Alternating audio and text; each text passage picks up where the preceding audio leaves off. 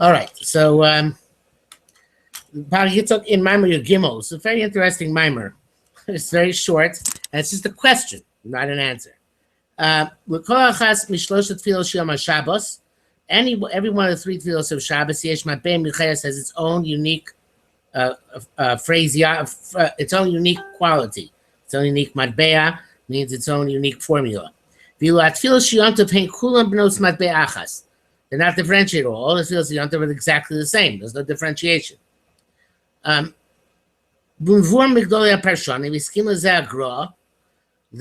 Gra explains the Tama Davar Mishun the B'Shabbos Matzinu Sholosh Bechinos.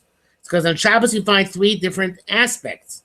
Shabbos Shabrachis Vaychulu. The first tefillah represents the Shabbos of Brachis, and so I say Vaychulu Shemaim Baritz Chol Tzva'am. Shabbos Shematan Torah Yismach Moshe.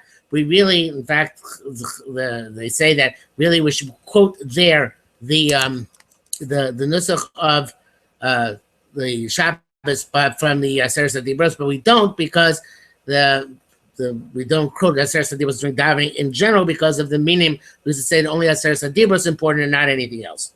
So therefore say V'Shamru. But the idea is Yismach Moshe that it has to do with Matan Torah. And Shabbos Yom Shkul Shabbos, the Shabbos of the day which is eternally Shabbos, which is Ato Echad V'Shimcha Echad. What eventually is going to be the eventual future Yom Shkul Shabbos. That's this Shabbos Mincha. Okay, so those are three times that actually correspond in Kabbalah to Isavusadil Sato, Susadil Ela, and Zeranpin, but that's not for now and not relevant to what he's talking about at the moment. There are no different aspects of Yontif, Yontif of the past, Yontif of the present, Yontif of the future. Yesh line bezeh. So we have to be minded this. For what reason is the impression of this distinction erased? The Shabbos Yontif and the Shabbos, which comes out of Yontif. Like this year, the first day of Pesach is on Shabbos, and the tefillos of all three davenings will be exactly the same. There's not going to be that distinction.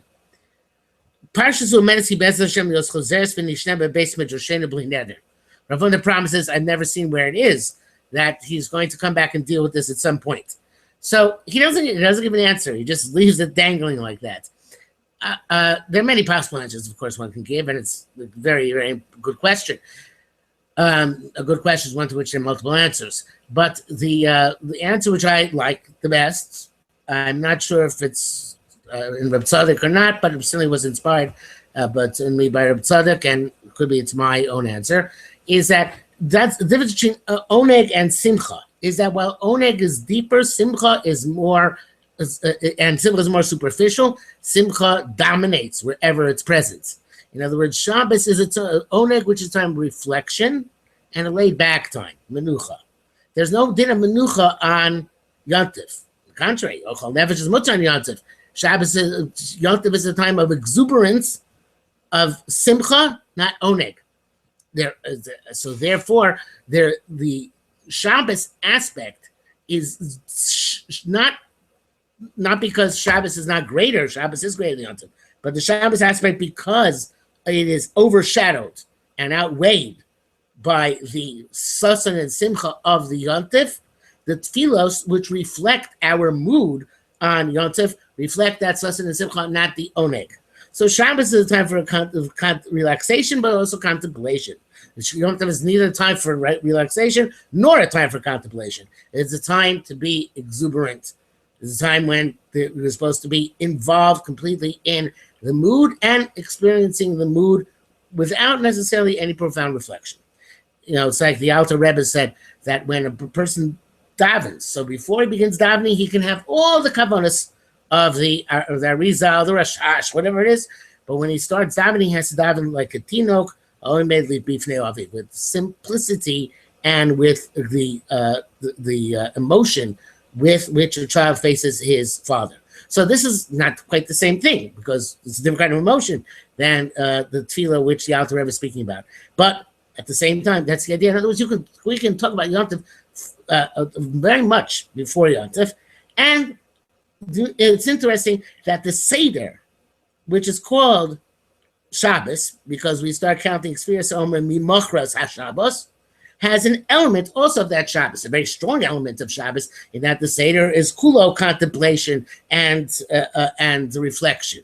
So therefore, it's interesting that the Torah calls the first day of Pesach Shabbos, even though it's a Yontif, and says Star Kandik Sfira Mimachras Shabbos, because the first day of Pesach has an aspect of Shabbos, which is contemplation reflection. But the etzem of Yontif, the essence of Yontif is not contemplation reflection. The essence of Yontif is actually that exuberance which overshadows the differentiations which you would have normally on a Shabbos for contemplating different aspects of Shabbos and Nanhoga Kodesh Baruch Hu with the Bria, which is reflected through Shabbos. So again, to put it in a nutshell, it's the difference between Oineg and Simcha. Now, this is interesting because the Yerushalmi holds this in Simcha and Shabbos as well. Oneg v'gam Simcha bo'en l'moshcha, right? To say in Zmiris. But it's not the Iker emphasis as on Shabbos is on Oneg, and Iker emphasis on the Yontif, even though we have Tanukim, is on Simcha, and that I believe is the way to understand the answer to Rav Hutner's inquiry here. That's a Gimel. It's a very fundamental piece, even though it's very short, and you can come up with many other answers, I'm sure, but this is the answer as I said, I would like to suggest myself. Now, going on to Ma'amar Dalet. I love that HaKadosh Baruch Hu listens to my voice when I supplicate. The sound of my supplications, actually. He does not only because he inclines his ear towards me. B'pshuto, it would seem on a simple level that Shmias Kol Tachnuni Amur Kan, that hearing the kol, the sound of the tachanunim, which is mentioned here, it's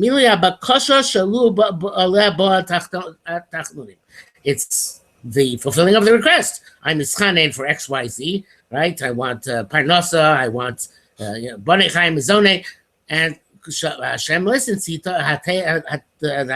ozen is that he says, okay, here you go, right? Uvadai she'ra'ui lisorer al shachar kach ne'emar ki tozno li, and it would certainly appropriate to note that and afterwards it says ki tozno li.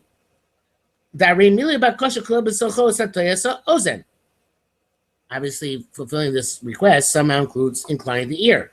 With Seder Kabbalah tefillah, but if that's the case, if we're talking about how tefillah is accepted, the kol comes into the ear. So in order to hear, you first have to incline your ear, and then the kol comes in. So it shouldn't be after Yishma Hashem's kol tachanu loi. After ki hito Hashem is ozno li, the shema kol tachanu loi. The order is backwards. It should not be first the shema, because shema we understand to mean that he heard it and it's going to fulfill it. But that's after Hatoyas, after he focuses on his ear on the requests. So it seems that the pasuk is going down in order, in reverse order, in other words, from the level to level, but Seder Kabbalah Tefillah, and how Tefillah is accepted. So it's obvious, Kilrada, Aino, Lemesis, you can't say that. It's not possible, right? Wouldn't make any sense. Okay, this does not capture the essence of the matter here. Rather, the approach is like this. Amanu al chidush nifla kiyesh. Out of the Yonah D'Yoma Pesach, we came to a tremendous chidush. I'm sorry, the chidush nifla kama kiyesh shedavka ribuyat tefila. That sometimes davening too much, you grow meniyah l'milim mishalos alev shel tefila zu. Davening too much will prevent the fulfillment of this prayer. It will prevent the prayer from being fulfilled. How so? With Chazal Pirshu, the Tanis Mati Tzakilai. This is in Yonah D'Yoma Kriyas Yamsuf. At Kriyas Yamsuf, Moshe was marba b'tefila, and Rav Hashem said, Mati Tzakilai, stop talking to me. Stop davening. It's too much. Shenemar l'Moshe al Yam. Why are you davening so extensively? So Maral explains, proves in this, you don't get answer in the middle of the tefillah. Answer only comes at the end. So therefore, HaKadosh Baruch Hu says, you have to stop davening for me to answer. I can't answer while you're in the middle of a sentence. So that's what saying, stop being marach in tefillah. L'chein hu tovim so she's saying tefillah so everything demanded that his tefillah should finish.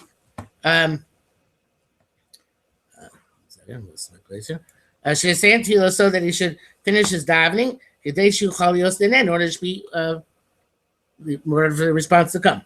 This really requires an explanation. So because if you say that when he finishes his davening, it's appropriate to answer him. So then, what difference does it make that he's still davening? If the tefillah in the skabel already in the middle, so why do you have to wait till the end? What is this principle of waiting till the end of davening? So the explanation we learned from Chazal that asked the Medrash why the Kodesh Baruch Hu put them in this situation of Yam Suf. Why can it just save them without the tension and anxiety which preceded the salvation, with this situation of grave danger and lack of seeming lack of outlet. Because the Kodesh Baruch Hu wanted their davening. Kodesh Baruch Hu desired their davening, and since he desired their davening, he put them into the situation of travail. The Yerucham says this, I think, very often, that it's not that you're in travail and therefore on account that you daven. Rather, because you're supposed to daven, that therefore Kodesh Baruch Hu puts you into travail. It's a very, very powerful idea and somewhat disturbing, but if it wasn't disturbing, it wouldn't be interesting. Amar Rabbi Shimon Levi, L'ma Dover Doime. What's this analogous to? The Melech Baba Derech, the king was coming on the road.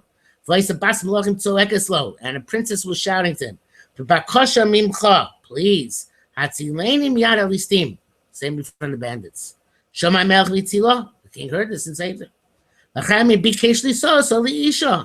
So eventually, as always happens in fairy tales, he wanted to marry her. So he yearned that she should speak to him. He should hear her voice. Below, she didn't want. She felt like speaking to him. As always in the fairy tale, as I guess in real life, the woman was actually hard to get. It's not usually that way in the fairy tales. So what did the king do? So he hired the bandits that they should attack her again. They should titzok, that she should cry out. And the king should hear. Once once the bandits came, of course, she started crying out to the king again. This is what I wanted. To hear your voice. The chazinim is that we see with this this is it's Rabbi Yerucham, but here it is in Rav Hutner as well. Chazinim is that the tefillah doesn't come because of the tzara. You don't find yourself in tzara and therefore you daven. You're supposed to daven, and that's why you get a tzara. So if that's the case, you can't be answered in the middle of the tefillah.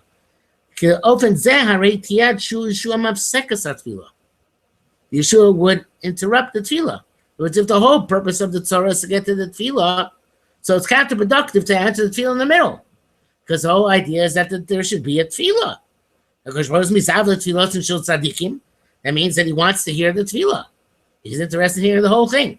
Now, right, it's just like when you hear a speech or a shir, you want to hear the speech or the shir, but you like to hear B'derech Ketzara, right? So, Kodesh Baruch Hu also, he says, I really want to hear this, but let's make it succinct. Let's go to the point. Let's get to where we have to go, and then we can follow up on it. Since the Torah only comes to hear the voice of Am Yisrael,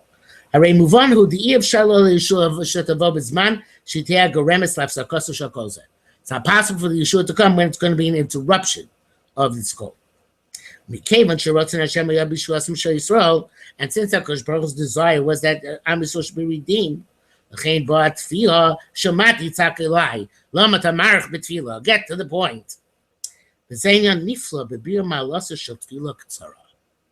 This amazing understanding of the short tefillah, right? It says, "When you go to come out of the Kodesh Kodashim, you should be mispalel tefillah katzara." What's the milam? The purpose of the request is not the fulfilling of the request. The tachlis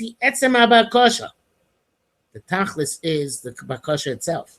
Therefore, you shouldn't stop the request. Even by fulfilling the request.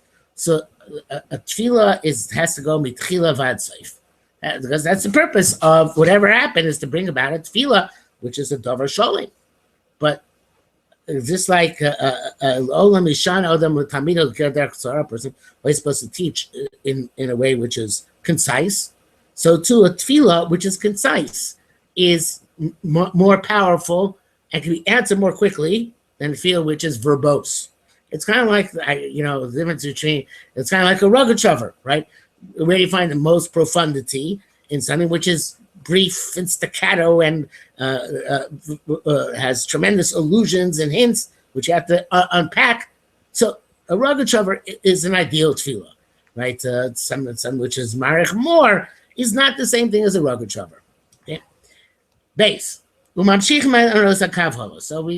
extend this further. Even after the miracle occurs. And the soul sings on the fulfillment of the desires of the tefillah, of the heart's request.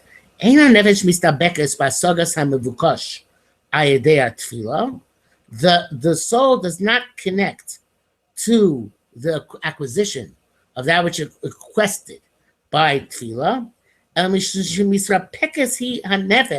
Rather, the soul gushes out on the connection, which is integral to the hearing of the tefillah. In other words, since the purpose of tefillah is not the milui bakasha, but the purpose of tefillah is tefillah itself. So what's the reciprocity to the tefillah? The reciprocity to the tefillah is not the milui bakasha.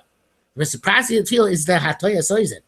In other words, yes, the bakasha is good, but the connection is even better. So therefore, HaKadosh Baruch Hu is reciprocating not just so much by granting the request, because that's the tafel.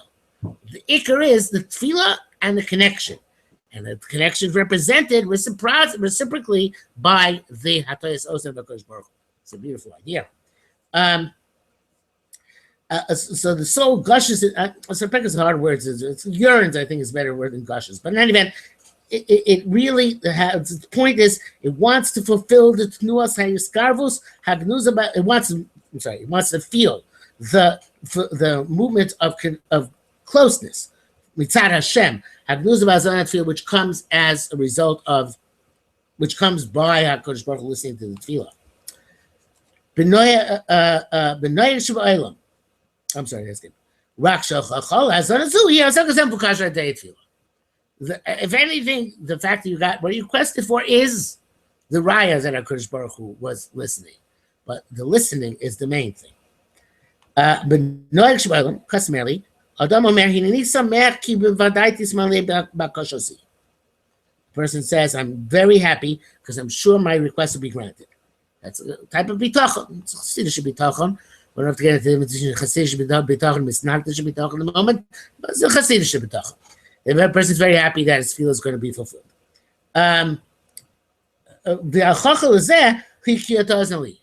proof for that is that he listened to me. Imagine this by a bus of a dumb, a human being to communicate to another human being. I'm come out from the encounter and I say, I'm very happy that my request is going to be fulfilled. I don't know your request is going to be fulfilled. Hasn't been fulfilled yet because the way you listened to me. You heard what I'm saying, and you heard it with empathy, you heard it with sympathy. Obviously he's going to respond. Lumazos, that's what you would think about your relationship with HaKadosh Baruch Hu, and that is true by relationship with another person when you're making a request of that. But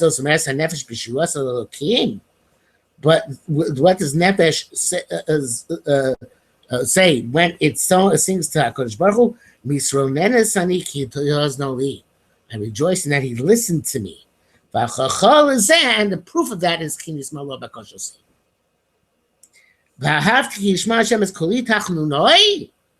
Why? Kitos no li.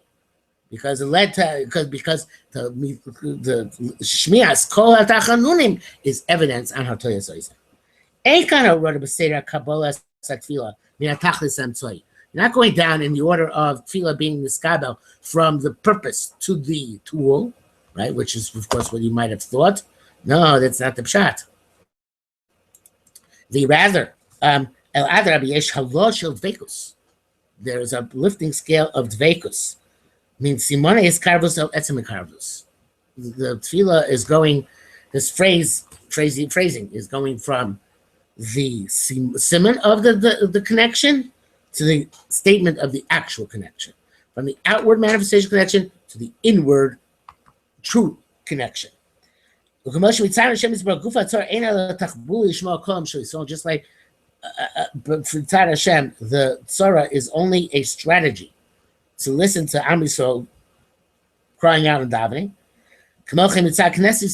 So too the reciprocal aspect of Am Yisrael's Gufa Yeshua, salvation, Ein al Takbula, the salvation itself is only a strategy. La'argish al yado hatayas ozno, to feel through it the inclination of the ear shamakom of HaKadosh Baruch Hu. I have to kishma Hashem es kli tachlunoi ki taz no li. I love the HaKadosh Baruch Hu listens to my voice, to whatever my request, because it indicates that there's a connection between the two of us. It's a beautiful, beautiful piece. So the first piece is a very fundamental piece, right? You saw the stick and require about the image of Shabbos and Yontif and why Yontif overwhelm Shabbos when they come together. The second piece is a beautiful piece about the purpose of tefillah being the tefillah itself and the skarvus which comes by the tefillah, not the milui habakosha. Baruch should be mizakas to daven in such ways, and that is one of the lessons we take from Kriyas Yamsuf and the way in which the davening and the answer took place there, and of course along the way we learned about why tefillah is not answered in the middle. And we will stop here for this evening. Yitzchok Hashem will get in at least one more time before Pesach with another Pachad Yitzchok, but for now that's enough. Thank you very much. It's good stuff.